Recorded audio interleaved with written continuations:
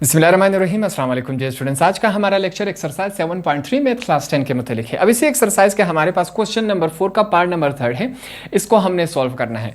इन सवालात में हम क्या करते हैं कि भाई हमने क्या करना होता है कि ट्रिग्नोमेट्रिक रेशियोज को हमने फाइंड आउट करना होता है। ट्रिग्नोमेट्रिक रेशियोज कितने होते हैं? टोटल 6। एक हमारे पास सवाल में दिया गया होता है, बकाया 5 रिमेनिंग हमने फाइंड आउट करने होते हैं। सवाल हमारे पास क्या है? tan theta is equal to minus radical 3 and sine theta is less than 0 है। यहां तक बातें क्लियर हो गई। अब हम स्टार्ट करते हैं सवाल। सबसे पहले यहां पर मैं क्या लिखूंगा? tan थीटा मैं यहां पर लिखता हूं। tan थीटा हमारे पास क्या है? रेडिकल 3 दिया गया है। अब देखें, मैथमेटिक्स में जहां पर कुछ नहीं होता वहां हम क्या समझते हैं? 1 है। अब बाज़ औक़ात हम क्या करते हैं? 1 को मिटा देते हैं। हम कहते हैं कि जहां पर हमें कुछ नहीं होता वहां हम क्या करते हैं? 1 को मिटा देते हैं। जहां पर कुछ नहीं होता वहां हम समझते हैं 1 है। अब बाज़ औक़ात हमें 1 की ज़रूरत होती है, तो जहां पर कुछ नहीं होता वहां पर क्या होता है? 1। यहां पर हम 1 लिख लेते हैं क्योंकि हमने इसको आगे इस्तेमाल करना होता है। अब tan थीटा किसके बराबर होता है? परपेंडिकुलर अपॉन बेस के बराबर होता है। ठीक है, परपेंडिकुलर को हम y से जाहिर करते हैं, बेस को हम x से जाहिर करते हैं। तो हमारे पास जो वैल्यूज है वो आ गई। क्या है कि x बराबर है नीचे वाले 1 के और y बराबर है किसके? ऊपर वाला ऊपर के साथ, नीचे वाला नीचे के साथ, -3 रेडिकल के साथ है। अब यहां से देखिए हमें पता लग जाएगा कि थीटा किस क्वाड्रेंट में मौजूद है। x पॉजिटिव है, y नेगेटिव है। x पॉजिटिव है, y नेगेटिव है। x positive, y negative. यहां पर देखें x पॉजिटिव है, y नेगेटिव है, तो ये हमारे पास कौन सा हुआ? चौथे क्वाड्रेंट में हुआ। चौथे क्वाड्रेंट में आ रहा है कि नहीं? x positive, y negative. तो इस वजह से हम लिखेंगे theta lies in fourth quadrant. जो थीटा हमारे पास होता है वो किस क्वाड्रेंट में आता है? चौथे, फोर्थ क्वाड्रेंट में हमारे पास आता है। यहां तक बातें क्लियर हो गई। अब आगे हम क्या करेंगे? फिर से मैं यहां पर लिखूंगा बाय यूजिंग पैथागोरस थ्योरम हमने इस्तेमाल करना है। पैथागोरस थ्योरम हमारे पास क्या होता है? देखिए, पैथागोरस थ्योरम हमारे पास है r का square is equal to x का स्क्वायर प्लस y का स्क्वायर। ये हमारे पास होता है। अब r की वैल्यू हमारे पास मौजूद नहीं है तो r को सेम एज इट इज लिखेंगे। x की वैल्यू हमारे पास मौजूद है, क्या है? 1 है। हम 1 को स्क्वायर लगा देंगे प्लस y की वैल्यू हमारे पास मौजूद है माइनस रेडिकल 3, ऊपर क्या लगा देंगे? स्क्वायर लगा देंगे। अब यहाँ पर आपने थोड़ा सा ध्यान से देखना है। 1 का स्क्वायर क्या होता है? 1 मल्टीप्लाई बाय 1 हमारे पास 1 ही आता है। 1 को अपने आप के साथ 1000 दफ़ा भी मल्टीप्लाई करें, आंसर 1 आता है। ये 1 हमने लिखा प्लस।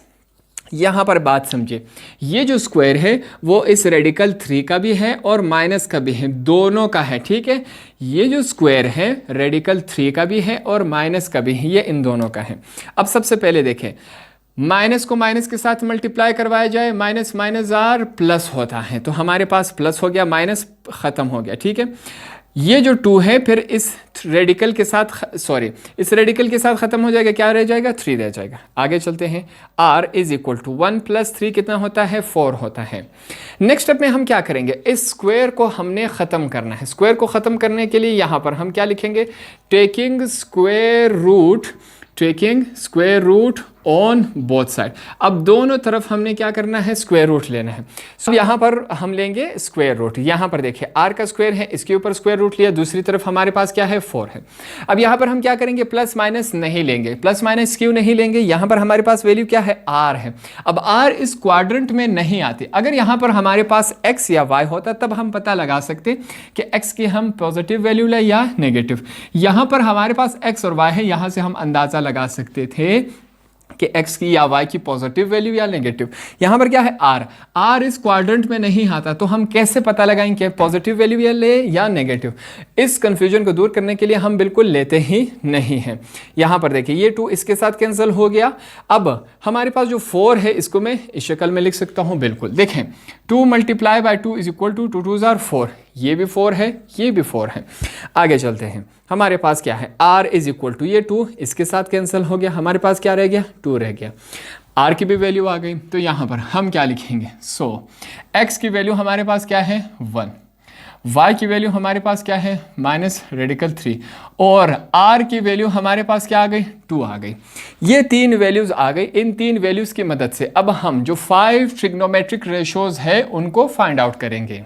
पहले हम क्या करेंगे, साइन थीटा को फाइंड आउट करेंगे। अब साइन थीटा हमारे पास किसके बराबर होता है, परपेंडिकुलर अपॉन हाइपोटेनस को। पी को हम y से जाहिर करते हैं, हाइपोटेनस को हम r से जाहिर करते हैं।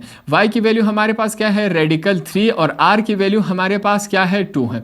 ये हमारे पास क्या हुआ, साइन थीटा। साइन थीटा का ऑपोजिट क्या होता है, cos सेकेंड थीटा। अब यहां पर मैं क्या लिखूंगा, cos second theta. cos second theta किसके बराबर होता है, हाइपोटेनस अपॉन परपेंडिकुलर के। हाइपोटेनस को हम r से जाहिर करते हैं, परपेंडिकुलर को हम y से जाहिर करते हैं। r की वैल्यू हमारे पास क्या है, 2, और y की वैल्यू हमारे पास क्या है, माइनस रेडिकल 3। अब ये जो माइनस है ऊपर चला जाएगा, हमारे पास वैल्यू -2 अपॉन रेडिकल 3 इस शक्ल में आ जाएगी। दो वैल्यूज हमने फाइंड आउट की। नेक्स्ट हम क्या करेंगे, cos थीटा को हमने फाइंड आउट करना है। cos थीटा किसके बराबर होता है, बेस अपॉन हाइपोटेनस के बराबर होता है। बेस को हम x से जाहिर करते हैं और हाइपोटेनस को हम r से। x की हमारे पास वैल्यू क्या है, 1 है, और r की वैल्यू हमारे पास क्या है, r की वैल्यू हमारे पास 2 है। ये हमने cos थीटा फाइंड आउट किया। cos थीटा का रेसिप्रोकल ऑपोजिट क्या होता है, सेकेंड थीटा होता है। ठीक है, सेकेंड थीटा किसके बराबर होता है, हाइपोटेनस अपॉन बेस के। हाइपोटेनस को r से जाहिर करते हैं, बेस को हम x से जाहिर करते हैं। r की वैल्यू हमारे पास क्या है, 2, और बेस की हमारे पास x की वैल्यू क्या है, 1 है।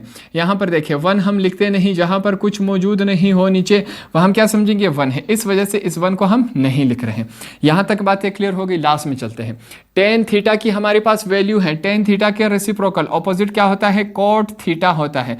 कॉट थीटा हमारे पास किसके बराबर होता है, बेस अपॉन परपेंडिकुलर के बराबर होता है। बेस हमारे पास क्या है, x, परपेंडिकुलर को हम y से जाहिर करते हैं। x की वैल्यू हमारे पास क्या है, 1 है, और y की वैल्यू हमारे पास क्या है, -3 रेडिकल है। फिर से हम क्या करेंगे, इस माइनस को ऊपर भेज देंगे तो हमारे पास -1 अपॉन रेडिकल 3 हमारे पास ये इस शक्ल में आ जाएगा। हमने 5 ट्रिग्नोमेट्रिक रेशियोज भी निकाली और ये भी बता दिया कि थीटा किस क्वाड्रेंट में आता है। तो इस तरह हमारा पार्ट नंबर 3 भी कंप्लीट हुआ।